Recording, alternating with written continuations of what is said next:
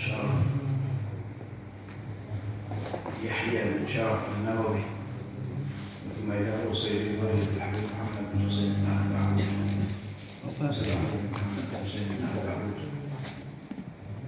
وإلى علينا من بركاتهم وأصحابهم ونورهم وعلومهم ونفحاتهم في الدين والدنيا والآخرة على هذه النية وكل نية صالحة للنبي وأصحابه السر وأصحابه الفاتحة. أعوذ بالله من الشيطان الحمد لله إياك نعبد وإياك نستعين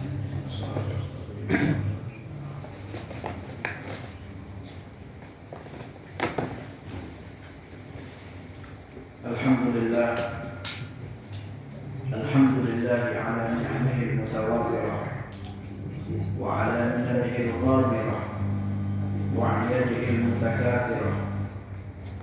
اللهم صل وسلم على سيد أهل الدنيا والآخرة سيدنا محمد وعلى آله وصحبه أنزل الزاهرة.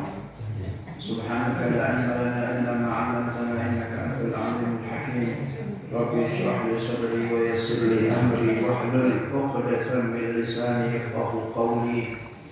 اللهم لا تسلط علينا بذنوبنا من لا يخافك ولا يرحمنا. Bapak-bapak yang saya muliakan, dan insyaallah kita semua mendapatkan ridha dari Allah Subhanahu wa taala. Wabil khusus kepada tuan rumah Ustaz Zainul ya sejadi. Semoga Allah Subhanahu wa taala mengabulkan kata beliau. Diangkat derajatnya, disehatkan badannya, dipanjangkan umurnya dalam ketaatan kepada Allah dan kepada Rasulullah sallallahu alaihi wasallam. Alhamdulillah, kita baru saja membaca qasidatul burdah, puji-pujian kepada Nabi kita Muhammad sallallahu alaihi wasallam. Jadi burdah ini ditulis oleh Al-Imam Al-Busiri, pujian kepada Nabi, tetapi bukan pujian yang bersifat menghayal, tapi memang faktanya seperti itu. Tapi di dalam bentuk kalimatnya, di dalam bentuk syair, ya, sesuai dengan riwayat. Di contohnya seperti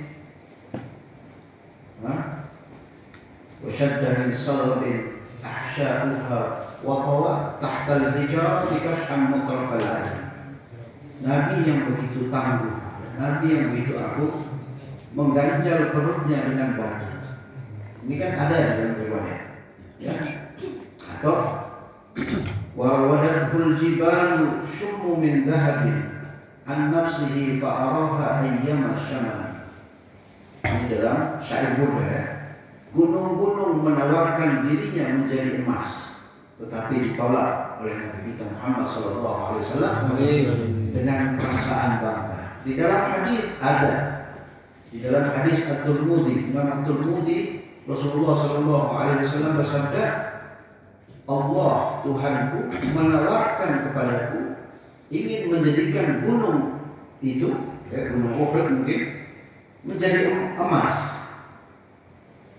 Tetapi aku tolak dan aku berkata kepada Tuhanku, wahai Allah, aku hanya ingin hidup di dunia ini, ya, sehari kenyang, sehari lapar. Itu ada hadisnya, ya kan? Seperti Nabi itu memang hidup di dalam kesederhanaan. Ya. Para sahabat kepingin, ya, memewahkan Rasulullah SAW. Ketika Nabi tidur, punggung beliau karena tidur di pelepah kurma yang kasar, ada tanda, ada cat bekas. Lalu Sayyidina Abdullah bin Mas'ud melihat itu dan menawarkan kepada Rasulullah SAW mengambil tempat tidur yang lebih bagus, alas tidur yang lebih bagus. Tapi Rasulullah SAW apa kata beliau? Wahai Abdullah bin Mas'ud, aku ini hidup di dunia seperti orang yang sedang berteduh di bawah pohon. dan suatu saat aku akan meninggalkan pohon itu. Itu Nabi kita Muhammad Sallallahu Alaihi Wasallam. Artinya kita memang tidak bisa seperti itu. Rasulullah Sallallahu Alaihi Wasallam mengajarkan kita hidup zuhud. Zuhud itu apa? Zuhud itu tidak menaruh dunia di dalam hati, tapi di dalam genggaman tangan, sehingga kita gampang berbagi kepada orang lain dan lebih. Dan dia betul.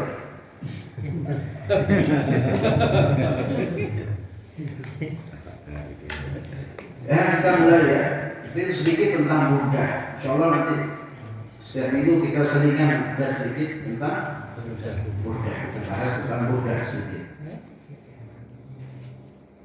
Kita mengkaji kitab Al-Adhkar ya. Ini tentang zikir-zikir. Manusia kita umat Islam itu perlu kepada zikir. Ya. Allah, kenapa kita perlu banyak berzikir kepada Allah? Kenapa kita perlu banyak berzikir kepada Allah Subhanahu wa taala? Karena nikmat Allah itu juga banyak. Nikmat Allah juga banyak. Perlu gak kita berzikir? Perlu. Karena Allah memberikan kita nikmat yang begitu banyak. Sampai tahu kemarin ada peristiwa kapal selam meledak di Eropa atau di Amerika itu. Ya, itu orang-orang kaya, orang konglomerat. Ya. Setelah mereka hitung-hitung, mereka kehabisan oksigen. Ini oksigen yang kita hirup sekarang. Mereka hitung selama 2 hari mereka kehabisan oksigen itu, mereka harus bayar 2 miliar lebih. 2 miliar lebih. Sedangkan kita dikasih gratis. Jadi kalau kita tidak mengucap syukur kepada Allah, ya, kayak kemarin kan ada bab bersedekah itu dengan anggota badan, itu kita sebagai ungkapan rasa syukur kita kepada Allah Subhanahu wa taala. Ya. Itu salah satu wa in ta'uddu ni'matullah la tuhsuha. Kalau kita coba-coba menghitung nikmatnya Allah, kita tidak akan bisa menghitung. Ya. Kadang-kadang memang manusia ini begitu banyak nikmat, ribuan nikmat yang Allah berikan, ketika ditimpa satu kesulitan langsung lupa kita kepada nikmat-nikmat yang Allah telah berikan kepada kita. Itu memang sifatnya manusia. Ya. Wa khuliqal insana halu'a. Ya. Manusia itu diciptakan suka mengeluh, suka sambat. Biasanya gitu kan. Kalau kita bisnis, ya, biasanya bisnis, kalau rugi semua orang tahu. Loh, tapi kalau untung, tidak ada yang tahu. Ya itu manusia. Diam saja. Ya, itu manusia. Memang sifatnya suka mengeluh. Kemarin kita sudah sampai di warwina atau warwina fi sahihain Bukhari wa Muslim. Diriwayatkan, kami telah meriwayatkan di dalam 2 kitab Bukhari dan Muslim. Ini kemarin sudah ya. Dari Abu Musa al-Asy'ari, ya. Abu Musa al-Asy'ari berkata Rasulullah sallallahu alaihi wasallam bersabda kepada dirinya, "Hal adulluka ala kanzin min kunuzil jannah?" Maukah kamu, berkata kepada Abu Musa al-Asy'ari, Abdullah bin Qais namanya. Kemarin sudah saya cerita ya, orang dari Yaman. Jadi musolanya Pak Hashim. Insyaallah mudah-mudahan kita masih ingat ya. Orang dari Yaman, tidak usah saya cerita lagi, nanti lah panjang. Beliau berkata, Rasulullah Shallallahu Alaihi Wasallam bersabda, maukah kamu aku tunjukkan satu pahala yang disimpan di dalam surga, ya, atau harta karun, ya. Harta karunnya surga. Jadi kalimat ini kalau kita ucapkan, tersimpan pahala kita di surga. Memang salah satu ciri orang yang berbuat ikhlas itu beribadah, ketika dia beribadah kepada Allah, dia mengharapkan balasan di akhirat, ya kan? Ini Nabi bilang, maukah kamu aku kasih tahu satu pahala yang nanti bisa engkau ambil di surga? Itu kalimat la haula wala quwwata illa billah, ya. Jadi makna daripada kalimat la haula wala quwwata illa billah itu adalah tidak ada daya dan upaya aku meninggalkan maksiat melainkan dengan bantuan Allah Subhanahu wa taala. Dan tidak ada kekuatan aku melakukan ketaatan kepada Allah melainkan juga dengan bantuan Allah Subhanahu wa taala. Jadi kita ini manusia yang tidak punya kekuatan apa-apa, ya. Kecuali memang Allah yang menghendaki kita untuk melakukan ketaatan. Jadi kalau ada orang yang mengatakan bahwa saya melakukan ketaatan karena kekuatan saya, ini berarti dia menafikan kekuatan yang Allah Subhanahu wa taala. La haula wala quwwata illa billah, ya. Atau dalam makna lain para ulama mengatakan inna la namliku illa ma malikna mimma huwa amlaku bihi lana. Jadi makna la haula wala quwwata illa billah ini adalah kita manusia ini pada hakikatnya tidak memiliki apa-apa. Tidak memiliki apa-apa. Kecuali memang Allah Subhanahu wa taala yang memberikan kepada kita tentang sesuatu itu. Iya kan? Coba kita pikir, kita lahir di dunia ini bawa sesuatu? Tidak bawa. Bahkan kita keadaan waktu lahir itu tangan kita seperti apa? Menggenggam. Itu seakan-akan kita ingin memiliki semuanya yang ada di dunia ini. Tetapi begitu kita meninggal, bagaimana tangan? Kita melepas. Tidak ada yang kita bawa. Ya, hakikatnya seperti itu. Jangankan satu biji jarum pun tidak kita bawa ketika nafas itu berakhir. Jadi betapa singkatnya hidup ini, ya. Kita ini betapa tidak ada apa-apanya kita. Kita waktu lahir dalam keadaan menangis, ya kan? Dan orang-orang di sekitar kita dalam keadaan tersenyum, tertawa. Lalu kita harus membuat sesuatu. Ketika kita pergi, orang-orang menangis dan buatlah diri kita tersenyum. Karena kita ingin bertemu dengan Allah Subhanahu wa taala. Manusia ini, andaikan setelah kematiannya dia tahu bahwasanya tidak ada lagi yang peduli kepada dirinya, maka dia tidak akan hidup melainkan hanya kepingin ridhonya Allah Subhanahu wa taala. Coba kita lihat orang-orang yang sudah mendahului kita, ya.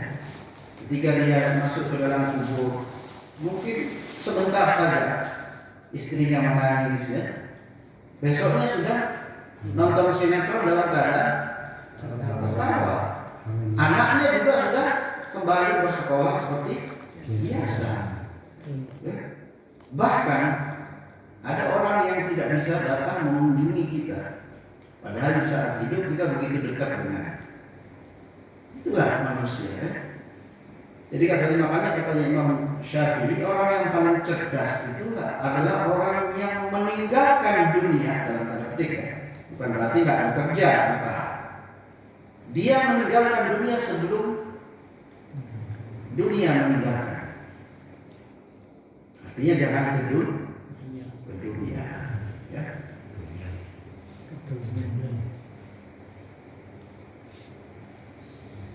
Ya, jadi Rasulullah juga ngasih kita definisi orang yang kaya itu seperti apa? Bukan yang berlimpah hartanya.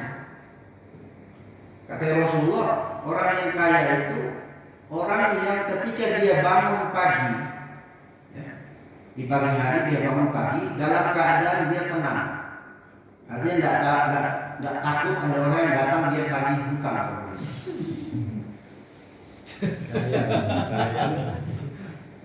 Ini orang kaya kata Nabi. Dia bangun man kana fi aminan fi sirbihi. Dia merasa aman di rumahnya. Ya. Dan dia bisa makan pagi dan malam hari, maka dia adalah orang yang kaya. Hah? Iya.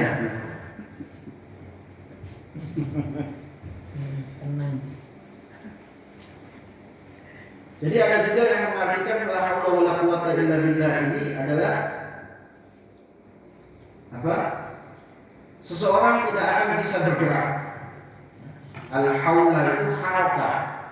Dia tidak akan bisa bergerak melainkan dengan bantuan Allah. Contohnya kayak tadi orang mukul itu hal-hal. Gampangnya gitu. Tidak akan bisa bergerak kalau Allah yang menggerakkan dia untuk. Jadi semua pergerakan la haula wala quwata illa billah, kalimat ini yang kata Nabi, ini pahalanya ada di surga. Dia berupa kanzil min kunuzil jannah, ya. Seperti harta karun di dalam surga. Oke, kita lanjut. Wa rawaina fi sunanin Abi Dawud wa Tirmidzi an Sa'id bin Abi Waqqas, ya. Ini ditulis di dalam riwayat Sunan Abi Dawud dan Sunan Al-Imam At-Tirmidzi dari sahabat Sa'ad bin Abi Waqqas, ya, annahu dakhala ma'a Rasulillah sallallahu alaihi wasallam ala imra'atin. Sa'ad dan Rasulullah itu bertamu ke rumah salah seorang perempuan. Agak heran ya, imra'atin. Itu bagaimana mungkin Rasulullah bisa bertamu di rumahnya seorang perempuan? Jadi ini katanya Ibn Hajar Al-Haytami, ya, biasanya imra'atin di sini adalah mahramnya Rasulullah.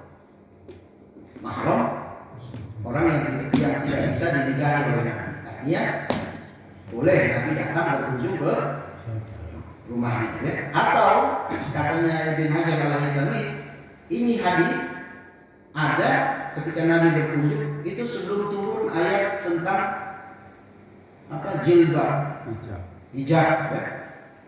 Sebelum turun ayat tentang hijab. Karena mungkin Rasulullah datang ke rumahnya seorang perempuan, melainkan itu mahram, ya. Jangankan itu, kita lihat didikannya Sayyidah Aisyah sepeninggal Nabi Muhammad SAW. Itu makamnya Nabi kan di dalam kamar hujrahnya Aisyah, ya kan? Itu ketika baru ada Rasulullah di situ, Sayyidah Aisyah biasa buka jilbab, dibuka seperti biasa, karena suaminya, ya kan? Suami, tapi ini kuburan, ya? Begitu Sayyidina Abu Bakar meninggal dimakamkan di situ, Sayyidah Aisyah juga biasa membuka jilbab. Karena ayatnya, ya kan? Tapi begitu Sayyidina Umar meninggal dikubur di situ, Sayyidah Aisyah kalau masuk ke ruangan itu ditutup, pakai hijab. Ditanya kenapa? Katanya Sayyidah Aisyah, ayah ummin Umar, aku malu kepada Sayyidina Umar. Padahal sudah meninggal. Apalagi kalau masih ada, ya kan? Tapi itu juga, ya, biasanya yang paling ketat itu, ya, tentang seperti hal-hal seperti itu memang para habaib, ya, tradisinya para habaib. Mereka ketat di dalam apa?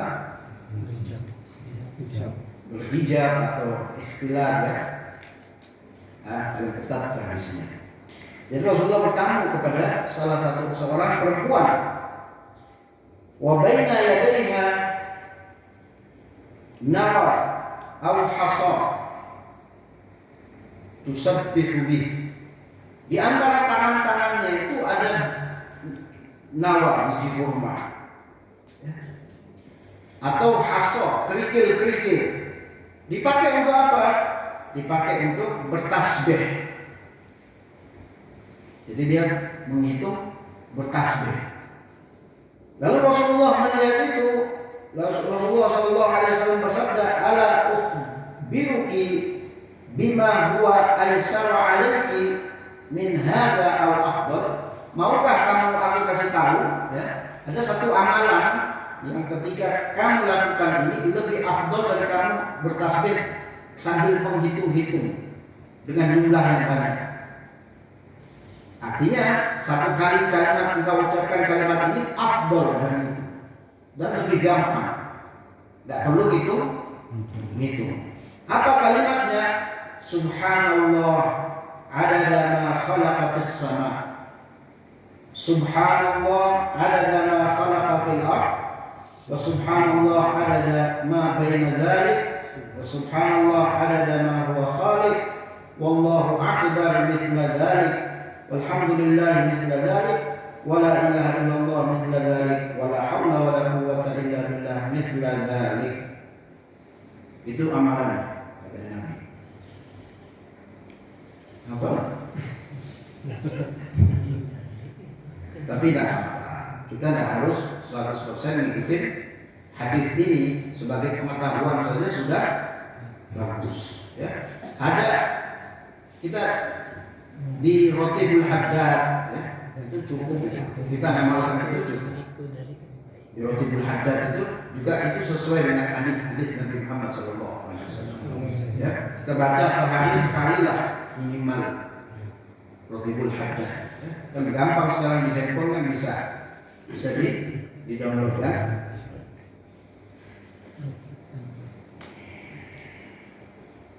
Jadi itu subhanallah adada ma khalaqa fis sama. Maha suci Allah, ya. Sebanyak bilangan apa yang Allah ciptakan yang ada di langit. Banyak kan berarti.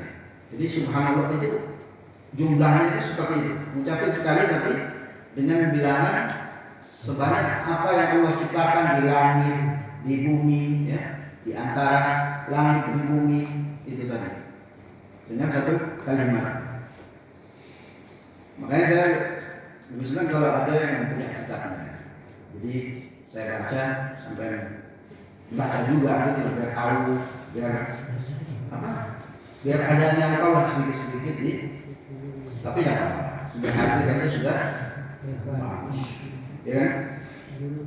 Warawina atau warawina fihima, dan kami telah meriwayatkan di antara kedua kitab itu bi isnadin hasanin an Yusayrata, dari Yusayrah, ya. Yusayrah ini adalah seorang sahabat perempuan, sahabiyah, yang ketika itu beliau ikut Nabi hijrah ke kota Madinah. Anna Nabi sallallahu alaihi wasallam, ya, ini hadis diriwayatkan oleh Yusayrah. Ini hadis ahad. Hadisnya sahih tapi ahad. Hadis ahad. Hadis ahad itu apa? Hadis yang diriwayatkan oleh cuma satu orang. Ya. Beda dengan hadis mutawatir. Mutawatir itu banyak yang meriwayatkan. Jadi periwayatnya banyak. Ya, kayak hadis innamal a'malu binniyat itu mutawatir. Banyak sahabat yang mendengar, banyak sahabat yang meriwayatkan hadis itu.